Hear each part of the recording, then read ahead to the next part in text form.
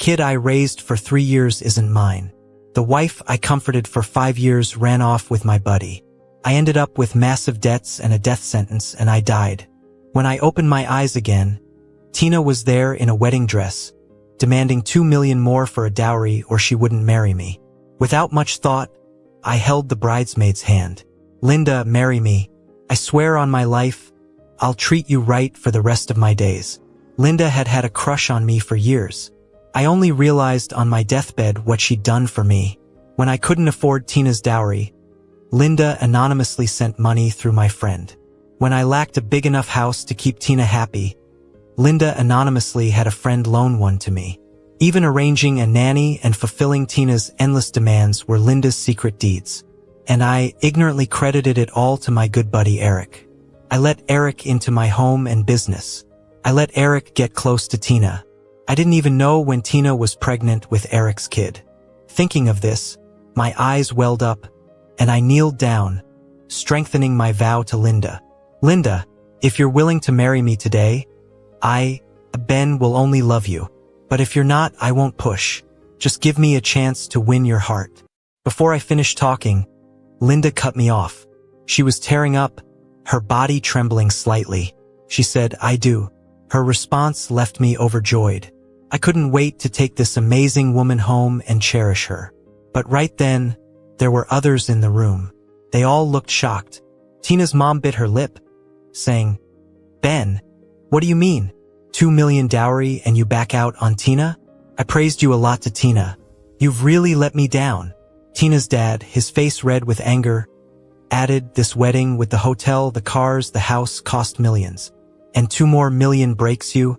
At this moment, you abandon Tina and just grab some woman to marry? Are you trying to shame us? Or yourself? Eric, the supposed friend, chimed in, come on Ben, it's just 2 million. Sell your parents' house, it's possible. You just need to write an IOU. You're all family, it's like moving money from one pocket to another. No big deal. From one pocket to another. In my past life, I listened to Eric and wrote that IOU. Tina's parents used it to force my folks to sell their house in court. My elderly parents ended up in a retirement home.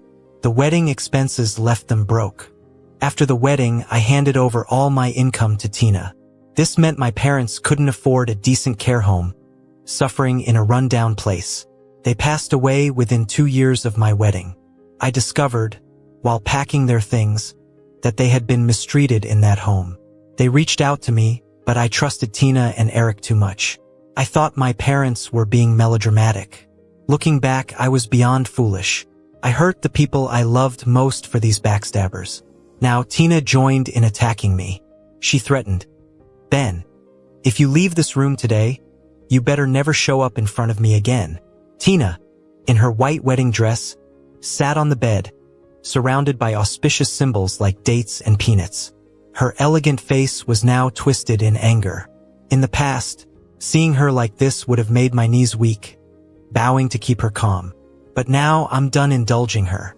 I held Linda's hand, thanking her sincerely. Thank you, Linda, for believing in me. Tears hung in her bright eyes, filled with joy seldom seen. I glared at Tina. Get off that bed. It's no longer yours. She gasped, eyes wide open. What did you say? I sneered, addressing not only Tina but everyone associated with her in the room. I arranged this wedding room and rented it from the hotel. The bride is no longer Tina. Linda just accepted my proposal, so Tina, kindly get off that bed. I won't keep my bride waiting. Tina's face turned from red to blue. Ben, you're not serious. When have I ever jokingly dealt with you? You. She pointed at me and Linda, but I knocked her hand away without hesitation. I called in my friends. Guys, I'm getting my bride. Let's get this place sorted. My friends promptly responded with spirited cheers. Having served in the military before, many were fellow soldiers, towering over everyone, exuding an indomitable presence. They'd witnessed the injustices I'd faced and already felt compelled to stand up for me. Now was the moment for retribution. Their faces said it all. They were not to be trifled with. Tina's crew looked like absolute cowards in comparison, not daring to utter a word. especially since Tina was clearly in the wrong. Before her parents could intervene, her entourage silently slipped away one by one. Tina's parents just wouldn't give up. They tried brainwashing me, but I had no interest in listening to them, so I had my friends kick them out. As for Tina, who stubbornly wouldn't leave my big bed, my friends did the honors of tossing her off with the bed sheets wrapped around her. Tina was furious. "Ben, you're insane. Open the door. I swear you'll regret this. Me agreeing to marry you is the best thing that ever happened to your family, and you pull this stunt? You'll be begging me one day, and I won't even look at you." No matter how much she yelled, I kept the bridal suite locked. I called in a makeup artist and rushed a wedding dress from a store for Linda. I stayed by Linda's side, waiting while she got ready. When she came out of the fitting room, she was simply stunning. Way more beautiful than ever showy Tina. That's when I realized Linda had been holding back her beauty all along. She'd always just stood in the shadows, playing second fiddle to Tina. I stepped forward and took Linda in my arms. I knew she was nervous, unsure, and all of it was because I'd been blind in the past and hadn't noticed the one always there for me, helping me. "Ben, I don't know why, but I'm scared," she said. I squeezed her hand, giving her confidence. "Yeah, today's wedding is kinda sudden. Normally, I'd court you, let you slowly accept me. But Linda, I can't wait. I can't wait to make you my bride. I'm scared if I wait, someone else will take you away from me." Holding Linda close, we walked step by step toward the wedding hall. Though the guests were puzzled about the bride swap, thankfully, my parents went along with it. After the ceremony, they pulled me aside. Hearing all that went down in the bridal suite, they took a deep breath. "We've had concerns about Tina for a while now. I guess it turned out all right. Now about Linda, son, don't let her down." I nodded earnestly, and later that day, Linda and I got our marriage license. That's when I learned Linda was an orphan. Her parents had left her quite the fortune. Now that we're married, what's mine is yours. I know the wedding took a toll on your finances. Here, use this for your business endeavors. Our future depends on you, she said. Her generosity had me tearing up. Compared to Tina, Linda felt like an angel. "Linda, I love you. I'll spend the rest of my life loving you." That night, Linda and I tangled in the sheets until we fell asleep. The next morning, I got up early to make breakfast for Linda. While she ate breakfast, I tidied up, did the laundry, and took out the trash. I wanted to give her happiness, not just empty promises. When she was done eating, I drove her to work. As soon as Linda's figure disappeared into the company, an unwelcome guest showed up. Tina came out from the subway, spotted me, and strutted over in her high heels, hands on hips, wearing the same disdainful look. "Ben, now you come looking for me? Isn't it a bit late?" I just chuckled at her arrogant face. "Who said I was looking for you? Oh please, after your stunt last night, you must regret it, right? Missing out on me and making a fool of yourself. I almost thought you had some guts. But here you are, crawling back to me." I didn't want to hit a woman, so I turned to leave, holding back my anger. But Tina grabbed me, slapped me hard across the face. It was a full-fledged slap, the sting setting my face on fire.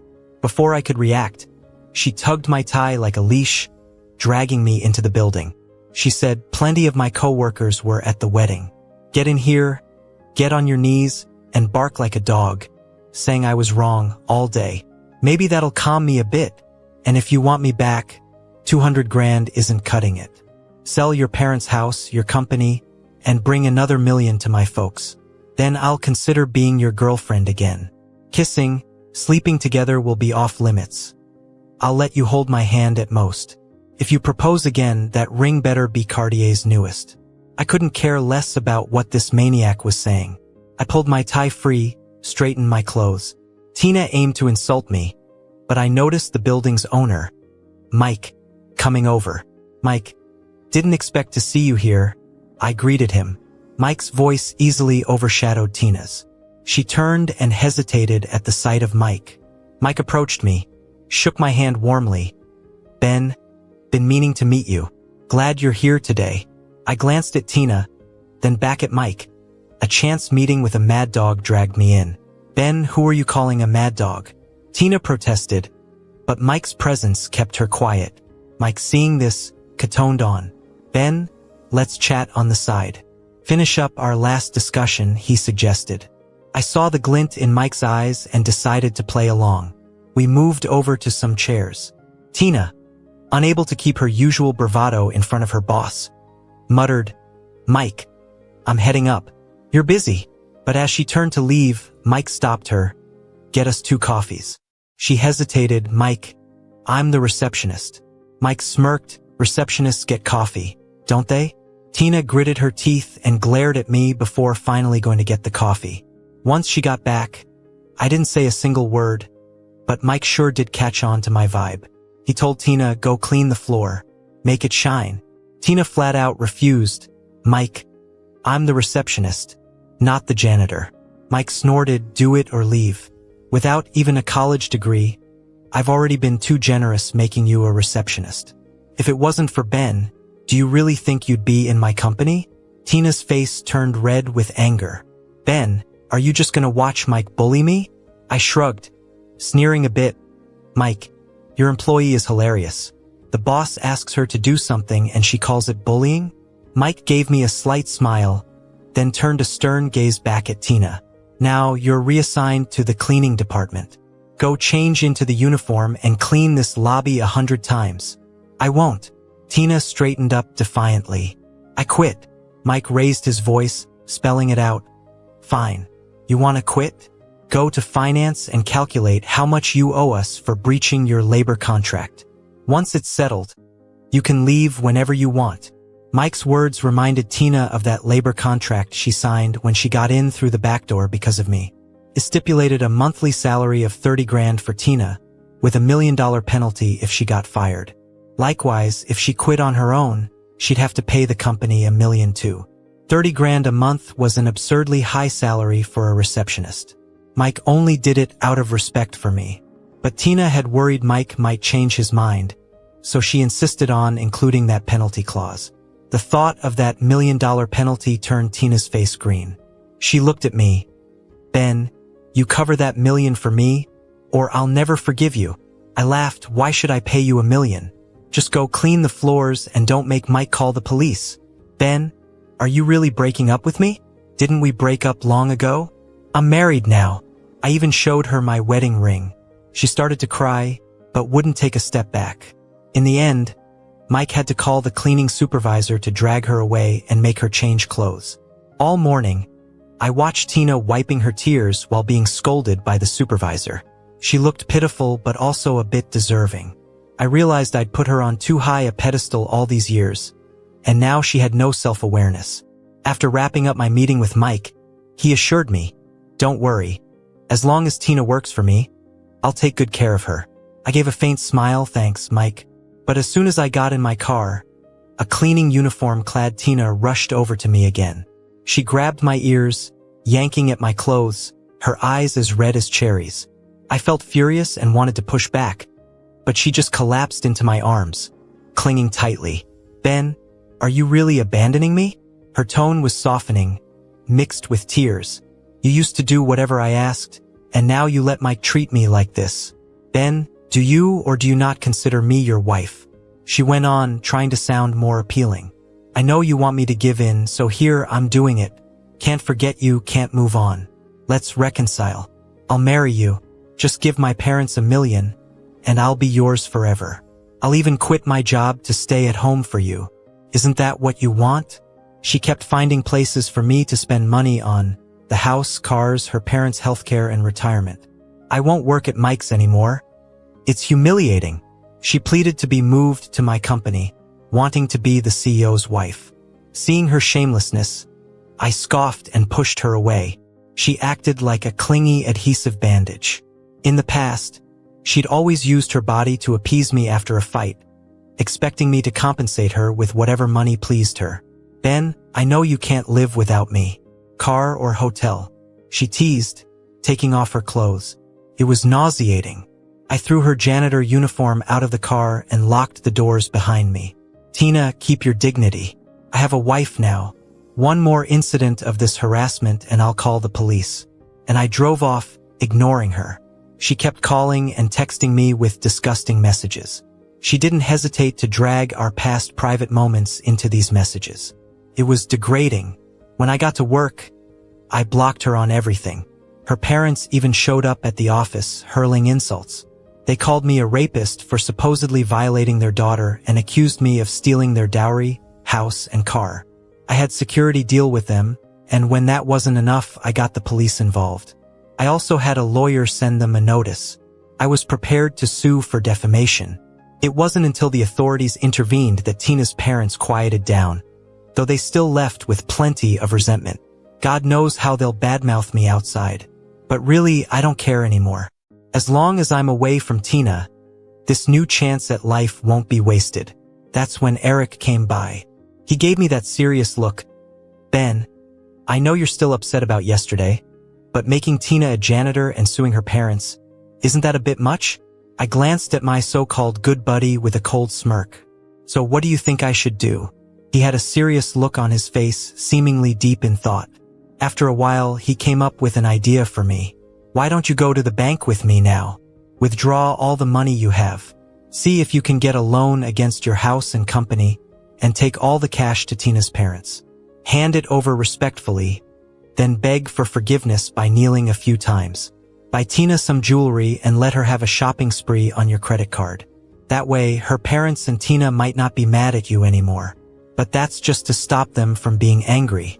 Earning their forgiveness might require more effort from you.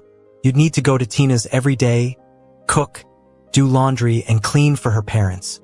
Tina likes wearing high heels, so you'd better be prepared to massage her feet every night. If you don't step up, I doubt Tina will agree to marry you again. She's such a delicate girl. You need to take responsibility for her. He kept rambling on, and when I didn't respond, he swallowed and asked, Ben, do you think there's something wrong with what I'm saying? I shook my head and asked, how do you know Tina needs someone to massage her feet every night? Have you done it? He was startled and blushed. No, Tina's your girlfriend. How could I? That's crossing the line. I chuckled softly. Oh, maybe I'm overreacting. He took a deep breath to calm himself and continued. You love Tina so much. You've made it through the past 2 years. You have to keep proving you love her just as much in the future. Didn't you once say you wanted to be a responsible man? I nodded, yeah. Being a good man is tough, but I think you've got a knack for it. Why don't you try? He frowned. Ben. I tossed a file onto his lap. You're so invested in others' family issues. Look at the mess you've made yourself. You screwed up this deal, and now they're demanding $5 million in damages. Pay up. He clenched the file, his face draining. No way, Ben. I missed this clause in the contract. How can it be $5 million? $5 million's a lot, but didn't you just buy a car and a house? You could mortgage them and pay it off, I replied with a flat tone. He got anxious, but those were hard to buy. Ben, help me out with the $5 million. You were just advising I give all my money to Tina's family. How can I help you if I do that? He came closer. No, I meant settle my $5 million first. Any leftover can go to Tina's parents. How does that sound? I looked at him coldly. Eric, is Tina's shamelessness learned from you? What? You spend my money, use my stuff, and still think I owe you everything. Get a grip, Eric. Come on. Ben, what do you mean? Aren't we still good friends? You're really going to end our friendship over $5 million? I stood up from my chair, realizing I had nothing more to say to Eric. I had security escort him out and fired him in front of everyone. I thought my actions might cause a stir among my coworkers, but instead, they openly expressed relief. Ben, you finally saw Eric's true colors, one said. I was taken aback. They continued, we've been saying he's no good. He's always sneaking around, trying to get away with things. Remember the coffee and milk in the break room that seemed to disappear so quickly? Eric was selling it. And he's been taking the office paper and supplies for his personal use. For someone with such a high salary, he does no work, just hovers around you all day. You should have fired him sooner. Eric even harassed female coworkers. There are videos of it on the company's cameras. We hope he gets taken to court for it. I listened, my expression unreadable. Then do it. Sue him. My coworkers were shocked. I continued, I misjudged him before. Now I know Eric's true nature. If he did what you're saying, I won't let it slide. He will face consequences. If any of those he harassed are around or if you have their contact, I'll get them a lawyer." My colleagues cheered at this. The security team immediately checked the footage, and the findings were shocking. Eric had even done stuff with Tina at the office. Gathering this evidence, I was set on ruining Eric financially. In a past life, he made me suffer. This time, I wouldn't let him get away with anything. After handing the evidence to the police, I got a call from Linda. She was crying. My heart tightened. "Linda, what's wrong?" Her broken voice came through. "Ben, come quick. Make them understand I'm not the other woman. I swear I'm not." Her voice shattered. My heart ached as I reassured her. "Linda, hang in there. I'm coming. Right now."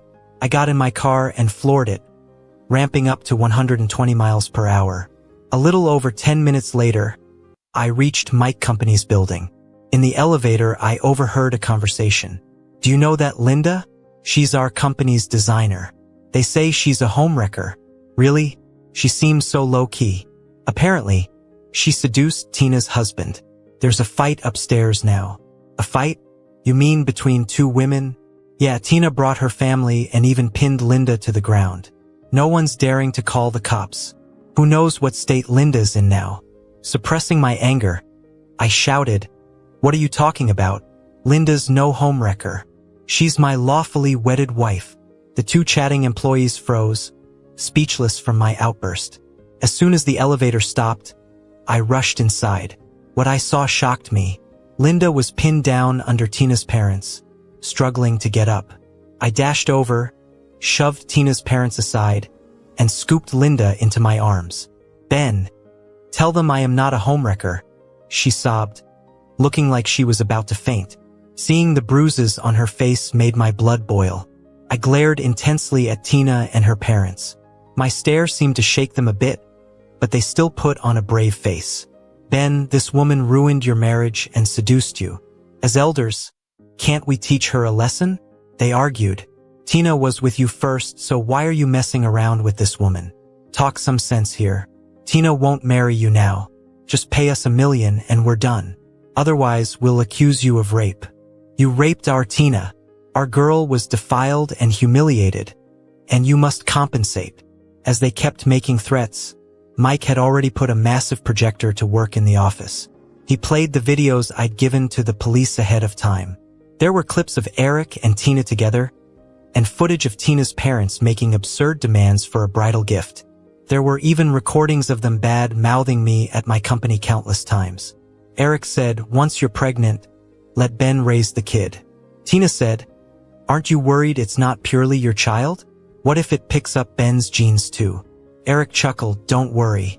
Ben's such a pushover. Just tell him it's your time of the month. He'll never know. Once the child's born, get Ben to hand over the finances. I'll mortgage his company, and we'll be together in no time." Tina giggled in his arms. "You're brilliant. Now come here." With the disgusting scenes on display, no one dared label Linda the homewrecker. Tina and her family found themselves publicly humiliated, targets of the crowd's wrath. "Wow, this girl's disgusting. Cheating and then blaming someone else. They wanted a $2 million bridal gift? Good thing Ben dodged a bullet with this bride. Sickening, pretending to be so posh when all they care about is money. Call the cops. This beating is assault. They should do time for this." Tina even tried to flirt with Mike once, but it didn't work. "How gross is that?" Everyone was chiming in, and Tina and her parents looked like they wanted to vanish. But I wasn't gonna let them escape so easily. They hurt Linda and they needed to pay for it. The police arrived, and with everyone's testimonies, Tina and her parents were taken into custody. I went with Linda to the hospital while Mike handled things at the station. He kept me updated via video call, assuring me he wouldn't let this slide. "Ben, don't worry. I'll make sure Tina and her parents are charged with intentional assault," Mike promised. He also demanded compensation for the damage they caused at the office, claiming lost productivity and property damage. As for Linda's injuries, Mike, as her boss, demanded compensation for her medical costs, lost wages, and emotional distress. "Sure, we'll pay. It's just one person. How much could it be? Tina dismissed, not acknowledging any wrongdoing. Even exposed like that, all she felt was brief embarrassment. Mike laid out all the compensation claims in front of the police. 3 computers got damaged, special ones for designers. Each costs $10,000. So that's $30,000 right there. Tina fired back, what kind of junky computer costs $10,000? Mike smirked, the computer's worth is the least concern. What matters is that they stored years' worth of designs. Losing them means losing clients' trust. And that's not counting this year's ongoing projects, some near completion. Tina bit her lip, frustrated. Mike, you're ripping us off. But Mike ignored her. He told the police we design private villas. Each project takes months and brings in huge orders which should factor into the compensation. Oh, and Linda's injuries. She'll be off work for a while. And it's not the company's burden. Linda earns $10,000 a month here. With leave and recovery costs, $100,000 sounds fair. Tina's parents seemed stunned. $100,000 for Linda? Are you crazy? The two of them started arguing. The police just put the person in jail, leaving Tina alone to handle everything. While trying to weasel her way out, Tina wanted to rope me into her mess, but I already blocked her, so she couldn't reach me. Under pressure from Mike, I had no choice but to sign that $1 million compensation form. After we left the police station, Tina and her parents planned to skip out on paying, but the police had their ways. They auctioned off everything under her name, like her house, car, and jewelry. The thought of all those gifts I had given Tina made my blood boil. Linda comforted me, saying it's not worth the trouble since Tina was left with nothing. Holding Linda and listening to her voice calmed me down a lot. But my worry was that Tina wouldn't stop bothering me until she learned her lesson. Linda reassured me that Tina wouldn't get anything from me anyway. Once she had a new target, she'd forget about me. And she was right. Tina got married a month later, pregnant and all. She married a local rich guy who had money but no looks or height. He just hoped she'd give him a big healthy son. A few months later, Tina had a premature birth and did give them a son. Tina and I were supposed to have nothing more to do with each other. But it turned out the private hospital where she gave birth was the same one where Linda had her checkups. We bumped into Tina by chance, and she insulted Linda in front of me. Linda was pregnant, and I didn't want to upset her, so I didn't confront Tina. Instead, I secretly took some of the baby's hair for a paternity test. A few hours later, I got the results and sent them to the rich guy.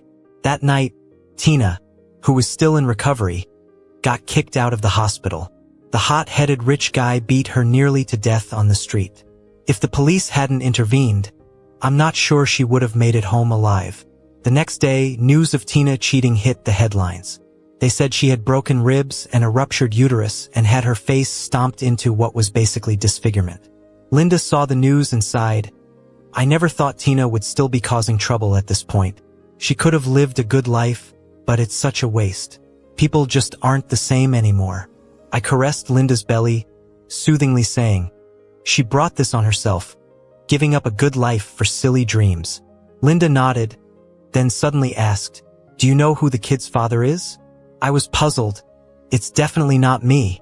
Linda said, I trust you, I just wondered if she can't go back to the rich guy, who would be the father? She'll have to find the kid's dad eventually. Eric's in jail, so it's probably not him. But who knows? Some time passed, and Linda was nearing her due date. On the way to the hospital, we saw Tina in the distance holding a baby and chasing a man, shouting that he was the father. I'd never seen this guy before, but his clothes said money wasn't an issue. He just laughed, telling Tina to have some self-respect, calling her names. According to him, she approached his brother before him, and now she was onto someone else to claim as the father. Tina pleaded for a DNA test, but the man couldn't be bothered. He slapped her and dumped her in a nearby trash can, saying that's where she belonged. The car drove too fast for us to see what happened next. After Linda gave birth, my parents came to visit. They mentioned some rumors about Tina. Apparently, she's now chasing men on the street, claiming they're the father, while her son passed away because of her neglect. Mike gave us a nice compensation for what they did to Linda. Her parents took a hit after these events, ending up in a not-so-great nursing home. Anyway, it's not our problem. I invited my parents in to see the kids. Linda had twins, a boy and a girl, perfectly completing our family. My parents played with the babies while I took care of Linda. My heart was filled with happiness. Thank you, Linda. I love you.